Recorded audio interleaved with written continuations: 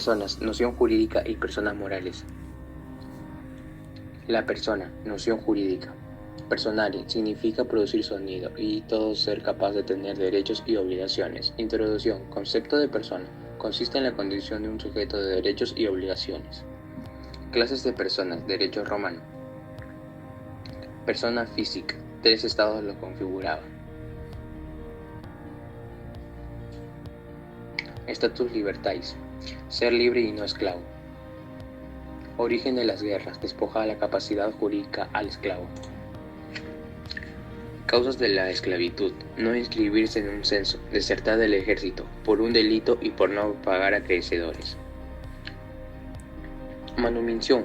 Es el acto por el cual el esclavo obtiene su libertad. Forma, por un censo, por vindicta, por testamento. El colonato consistía en un estado intermedio de esclavitud y libertad, que básicamente se basaba en el cultivo de una tierra al cual no era perteneciente, mientras que el status civitatis significaba el no ser esclavo era lo mismo a ser libre, en lo cual mientras más evoluciona la antigua Roma se consideran más condiciones en este aspecto. El comercio significaba el derecho a adquirir y transmitir propiedad, además de que Latini Peregrini era aquel habitante que tenía un trato más ventajoso comparado a otros extranjeros asimilados a los ciudadanos, mientras que el corpus juris era muy semejante, sino que pertenecían a los extranjeros que gozaban con capacidad jurídica. El nombre era un derecho de toda persona y estos eran utilizados con efectos determinados, que se componía por nombre propio, distintivo y apellido, mientras que el status familia se dividía en dos partes, que era el soi juris, el cual significaba el no depender de nadie, es muy semejante a los paterfamilias, el alieni juris, sujeto a cualquier autoridad señalada, mientras que el filio familia significaba el gozar de celebrar negocios jurídicos, contratos, entre otros.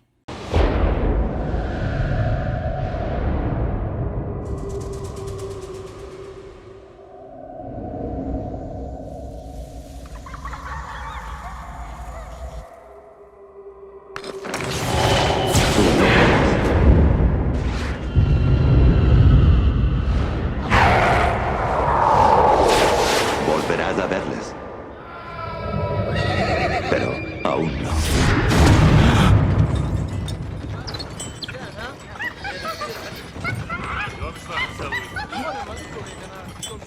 No.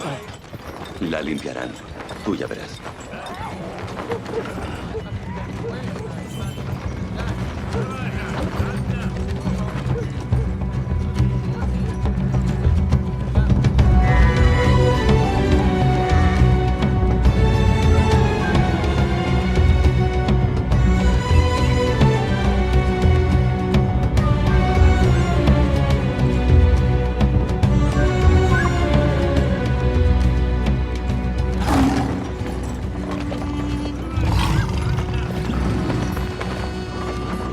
Tú no mueras. Si no, te echarán a los leones. Valen más que nosotros.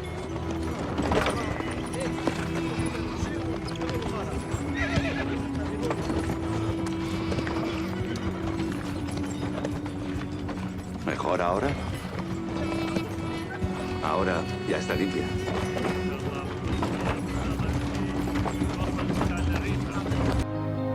El capite diminutio se refería a la pérdida de capacidades de la misma persona, es decir, perdió su capacidad a tal punto de ser reconocido como un esclavo, mientras el capite diminutio media y mínima se definía a la pérdida de ciudadanía relacionada con la pérdida de derechos. La infamia significaba que todo ciudadano podía ser acusado y todo esto iba frente a la decisión del censor, mientras que el ius post limini significaba una ficción en la cual la situación cautiva desaparecía.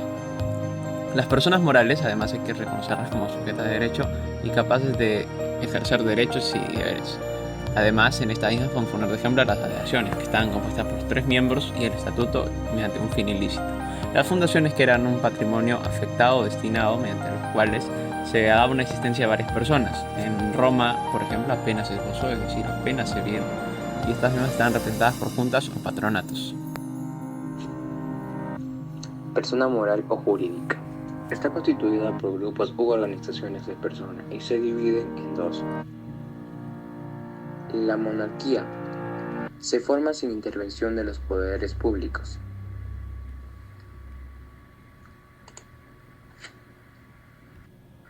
La república era la medición del Estado para su creación y estas podrían existir por una autorización legal concebida por la ley.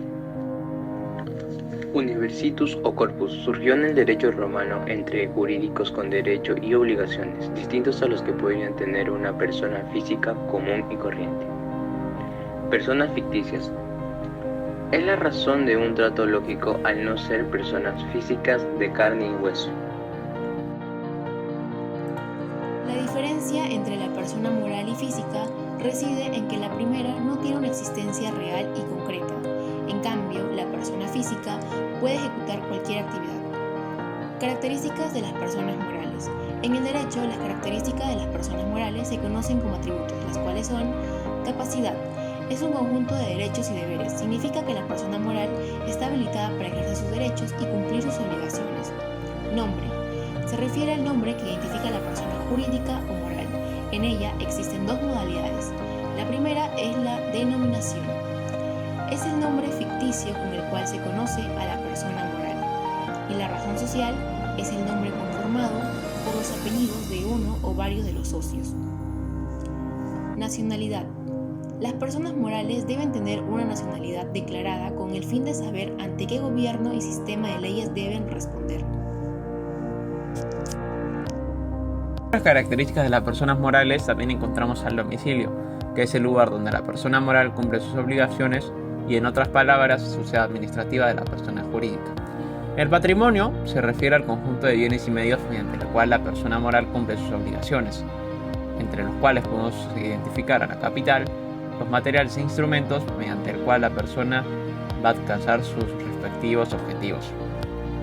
Las personas morales o jurídicas, para entrar un poco más en contexto, podemos colocarlas mediante ejemplos. Inicialmente a la empresa unipersonal, el cual, como su propio nombre lo dice, es donde solo hay un solo propietario que se beneficia de las ganancias y asume las pérdidas. La sociedad mercantil, que es una sociedad que tiene como objetivo la realización de actos de comercio.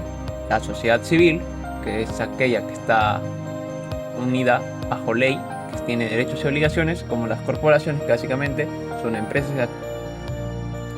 Son personas morales o jurídicas las empresas de Estado, que es la persona jurídica, pública o privada, creada por el Estado, ya que tienen a su cargo la prestación de servicios públicos.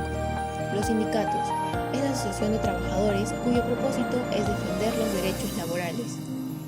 Y la ONG, que se utiliza para identificar a organizaciones que no son parte de las esferas gubernamentales o empresas.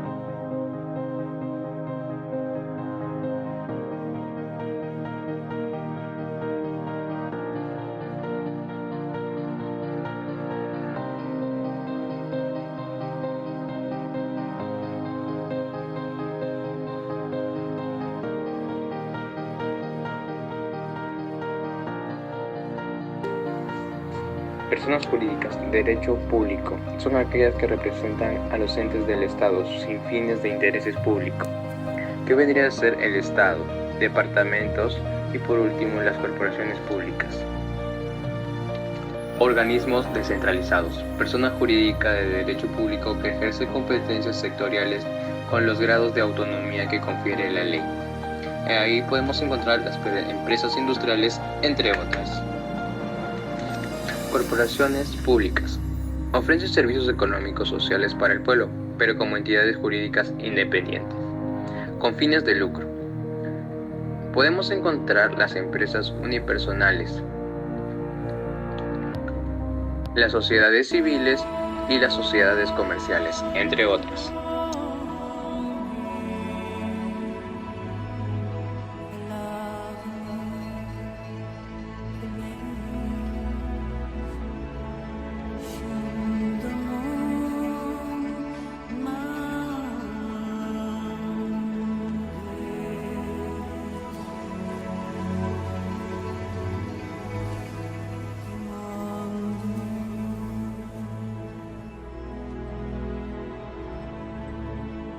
Adiós.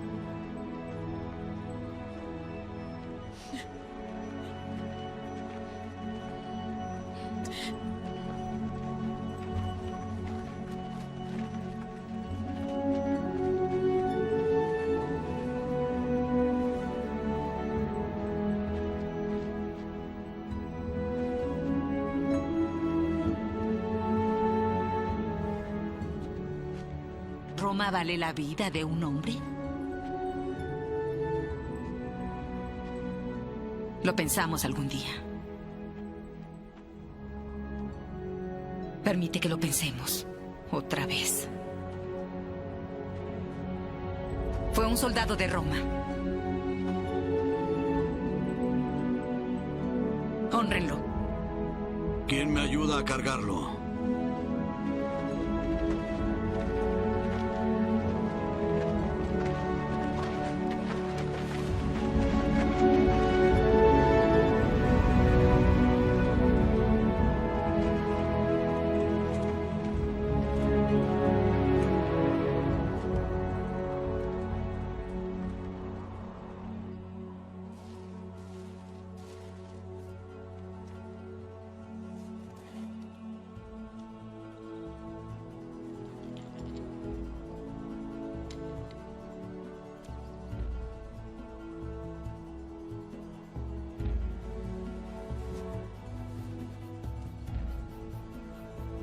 Ya somos libres.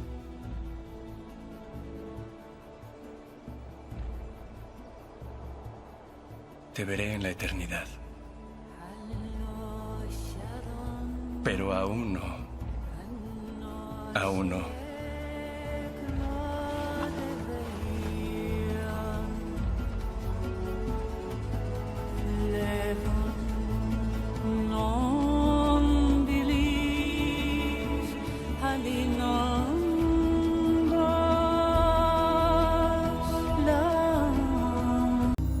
Rebobinando un poco todo lo que hemos visto a lo largo del video, podemos identificar a la persona en Roma en diferentes aspectos. El hecho de ser un ciudadano romano, el ser libres y el propio hecho de ser soiuris o paterfamilias, que significaban diferentes privilegios en aquella época. La relación entre todos estos era que existía una capacidad jurídica que básicamente significaba la total aptitud, mediante el cual se era titular de derechos y se contraían diferentes obligaciones. Además de todo esto, también existía la extinción de la capacidad, que básicamente se refería a todo lo que se refiere actualmente sobre la muerte. Inicialmente sobre la muerte civil, que significaba la extinción de la capacidad de goce, la extinción de diferentes derechos a la persona, o también la muerte natural, que significaba que se tipificaba mediante acepciones o también diferentes actas oficiales en aquel momento. Todo esto nos lleva a pensar en quiénes somos nosotros y cómo soy y para qué estamos actualmente viendo nuestro tronos.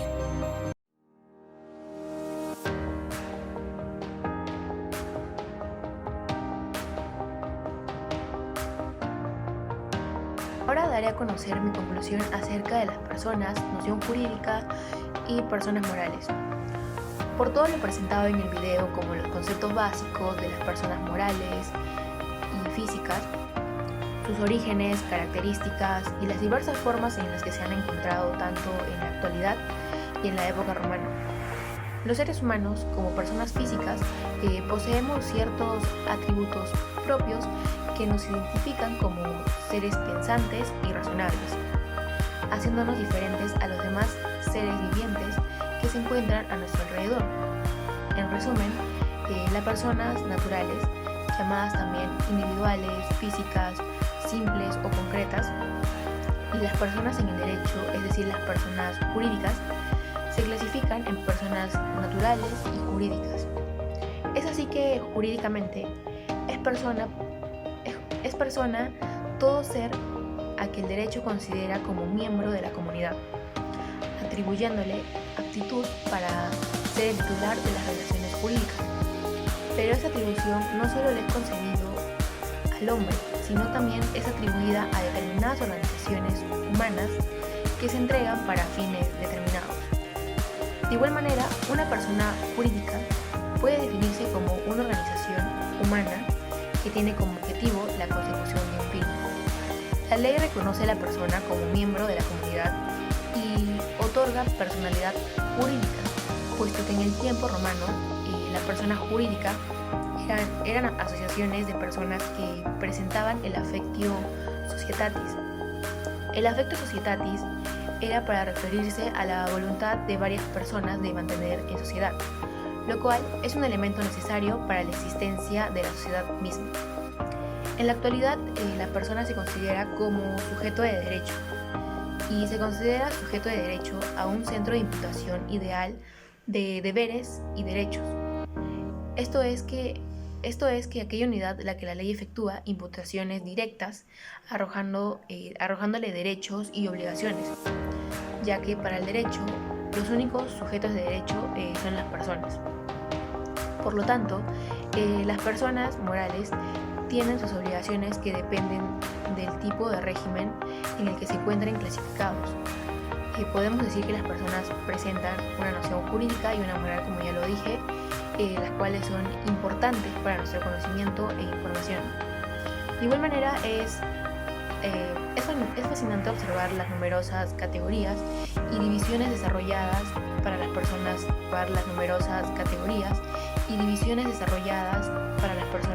dentro de la antigua sociedad romana, la cual para su época tenían un sistema extremadamente detallado, y bueno, considero que esa complejidad es lo que ha permitido a que nuestra humanidad avance como sociedad. Entre las innumerables definiciones de persona en derecho, podemos citar 3, todas equivalentes. 1. Persona es todo ente susceptible de tener derechos o deberes jurídicos. 2. Persona es todo ente susceptible de fijar como término subjetivo en una relación jurídica. 3. Persona es todo ente susceptible de ser sujeto activo o pasivo, pretensor o obligado. Es una relación jurídica. Persona es el ente apto para un titular de derechos o deberes jurídicos. Personalidad es la cualidad de ser persona, o sea, la aptitud para ser un titular de derechos o deberes jurídicos. Si se entiende por sujeto de derecho aquel actualmente tiene un derecho o deber, el concepto de persona es más amplio porque comprende también a quién puede llevar tener un derecho o un deber, aunque actualmente no lo tenga, pero tomada la expresión el sujeto de derecho en abstracto, o sea, se referiría a ningún derecho o deber concreto, viene a ser sinónimo de persona. A las personas, o sea, a los posibles sujetos de derecho se contraponen las cosas, las cuales solo pueden llegar a ser objetos de derecho. Entre esas cosas no se incluye en la actualidad al ser humano. En cambio, en la expresión comprende tanto las llamadas cosas corporales como incorporales. El derecho vigente ha corregido la desviación antigua y medievales de conocer personalidad jurídica a ciertos entes, en especial no reconoce a los animales, a los cuales los emperadores romanos llegaron a reconocer como honores y los juristas medievales a exigir responsabilidades penales, llegando a la conclusión a ser sometidos a condenas penales. Las personas en derecho, o sea, personas jurídicas en sentido lato, se clasifican en personas naturales y personas jurídicas. Las personas naturales, llamadas también individuales, físicas, simples o concretas, son individuos de la especie humana, únicamente ellos. Las personas jurídicas en el sentido estricto, colectivas, morales, complejas o abstractas, son todos los entes aptos para ser titulares de los derechos o deberes, ya que no pueden ser individuos de la especie humana. Jurídicamente, es persona todo ser que el derecho considera como miembro de la comunidad, atribuyéndole aptitud para ser titular de las relaciones jurídicas. Y como quisiera que esta capacidad no solo sea reconocida para el hombre, sino también atribuida a determinadas organizaciones humanas, que se crean para conseguir fines más variados. En conclusión, desde la antigua Roma se observan diferentes trazos de lo que es la persona en la actualidad. Y hay que decir que la antigua Roma tiene bastante importancia en lo que somos actualmente, no solo en el ámbito de la persona, sino que en general, de los propios derechos que observamos hoy en día. De la antigua Roma que se tienen dos acepciones del tipo de persona, de las personas físicas y jurídicas morales. La diferencia entre estas dos sobre todo se diferenciaba en el ser de la persona. Se dividían sobre todo en las personas libres y esclavas por la parte física, y en la parte jurídica sobre todo se dividía en las fundaciones y asociaciones que la conformaban. Estas mismas podían ser de carácter público o privado, y en el tipo de libres podían ser sobre todo, podían contar con una nacionalidad, es decir, que ser ciudadanos de Roma o ser no ciudadanos. Esto tiene mucha importancia conocerlo porque hasta hoy en día, en la actualidad, se observan estos casos. Intentemos realizarlos o verlos, sobre todo en la llegada de extranjeros, y también podemos observarlo en nuestras propias capacidades y lo que reclamamos los propios ciudadanos del Perú al intentar tener nuestros derechos. La importancia de todo esto sobre todo se basa en que la persona no la podemos definir como una sola cosa y no podemos caracterizarla por decir solo una cosa. Todo lo que rodea a la persona se caracteriza por estar al lado de la persona, de su propio domicilio, cuenta con nacionalidad, con diferentes formas que se les hace ameno que pueda realizar sus actividades y pueda llegar a su objetivo. Hay que decir sobre todo que en aquella Roma se tenían muchas diferencias sociales. Se veían a los esclavos hasta los propios emperadores y se observaban las diferentes capacidades de los mismos. Un esclavo prácticamente en la antigua Roma era considerado una cosa, mientras que un emperador era considerado hasta una divinidad. Esto tiene mucha importancia porque en la actualidad se siguen observando sus trazos, queramos verlos o no, porque desde las capacidades que tienen las personas, una persona de bajos recursos no puede tener las mismas capacidades que una de altos recursos, y no por una de ofender, sino que por el de la importancia que se ha tornado con el tiempo y las diferencias sociales que se van observando. Hay que decir que el concepto de la persona desde Roma que se observa, las podemos encontrar hasta la actualidad en las legislaciones de los propios países. La antigua Roma tiene mucha importancia para definir a la persona, y hay que decir que las personas jurídicas también se observan hoy en día y son una base fundamental para el desarrollo de la sociedad, porque desde el día que podemos ir a comprar una tienda o a una empresa, vamos a observar esas asociaciones, vamos a observar cosas que definen a la persona y que nos hacen que nos rodeen. Con el paso del tiempo siempre se ha ido observando estos cambios, y hay que decir que también hacemos alusión con la película del gladiador a este mismo caso, porque el protagonista torna diferentes perspectivas a las cuales se somete aquel imperio romano. Del hecho de ser un esclavo, un campesino, de ser un gladiador, un jefe, te da aquellas libertades, te muestra sobre todo aquellas excepciones que rodeaban a la antigua Roma y lo que era una persona basado sobre todo en su categoría social en aquel tiempo. Y eso todo lo podemos transmitir hasta la actualidad para responder a las preguntas: quiénes somos nosotros, de dónde provenimos y cuáles son nuestras capacidades como personas.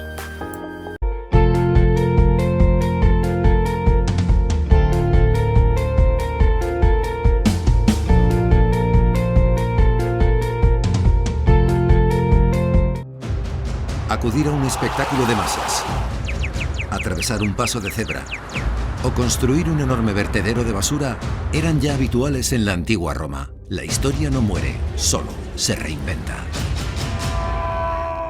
Empezar el día con un estimulante café y el periódico es todo un clásico. Julio César mandó publicar el Acta Diurna, un boletín informativo donde se podían leer de manera periódica propuestas de ley, resúmenes de las reuniones del Senado o resoluciones jurídicas. En un principio el soporte era en piedra o metal y llevaba el sello del gobierno. Con el tiempo incluyó otro tipo de informaciones, como el precio del grano o chismorreos sobre los ciudadanos más adinerados. Posiblemente, si pensamos en grafitis, nos venga la imagen de un joven más o menos encapuchado, con un spray en la mano, o incluso la de Banksy, si es que podemos crearnos una imagen de él. Sea cual sea la imagen sugerida, probablemente diste mucho de la de un antiguo romano escribiendo mensajes sobre las paredes. Bajo las cenizas de Pompeya se encontraron alrededor de 10.000 grafitis en sus muros. Anónimos o firmados, los mensajes eran directos y de lo más variado. Ofertas sexuales, citas filosóficas, anuncios comerciales o los consabidos «Yo estuve aquí». El reciclaje es un proceso de recuperación de residuos para un nuevo uso. Ya no es extraño que en casa tengamos una fila de contenedores para cada desecho. Durante la época romana, los objetos de vidrio que se rompían se entregaban a una especie de vidriero ambulante. Una vez en el taller, se volvían a fundir para dar vida a una nueva pieza. Compartimos con los romanos el gusto por un buen vino. Durante la época del Imperio se calcula que el consumo diario oscilaba entre el litro y los 5 litros por persona. Uno de los más afamados era el Falerno. Cultivado cerca de Nápoles, se puede considerar como el primero con denominación de origen. Se ha llegado a decir que fue el vino que Cleopatra ofreció a César tras la victoria. Ahí es nada. Pese a la jerarquización de la sociedad romana, era un producto popular, tanto para el campesino como para el patricio. Lo que variaba era el precio y la calidad del mismo, es decir, otro aspecto que no ha cambiado con los siglos. El aperitivo dominical no sería posible sin Constantino I el Grande. En el año 321 después de Cristo, declaró mediante edicto la ley Dies Solis. Oficialmente el domingo pasaba a ser el día para venerar al sol, y durante el mismo no se podía dictar sentencia ni trabajar en las ciudades. Los termopolios eran establecimientos donde se podía comprar comida para llevar, con un mostrador con agujeros para mantener caliente los recipientes de barro. Las clases humildes que no tenían espacio para cocinar en casa, a la hora de comer, optaban por este primigenio takeaway e incluso podían pedirlo a domicilio. Está claro, no hay nada nuevo bajo el sol.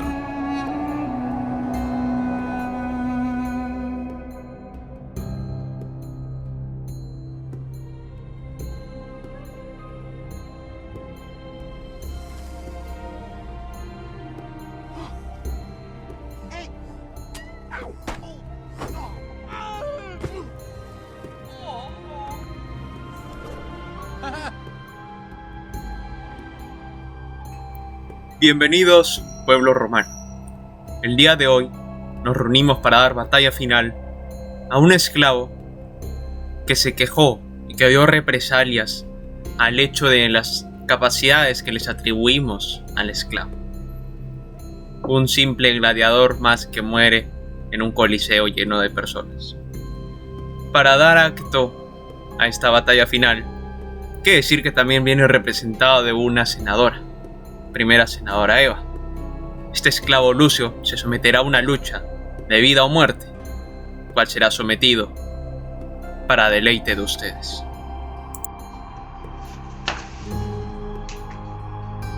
Señores, yo como la autoridad del Imperio Romano haré cumplir las leyes de las 12 tablas, ya que estas leyes es un texto legal que contiene normas para regular la convivencia del pueblo romano.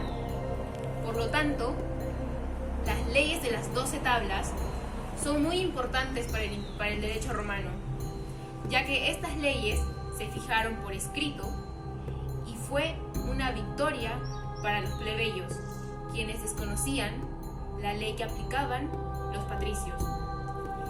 Leyes que haré cumplir de forma fehaciente, para que exista el orden en este imperio romano.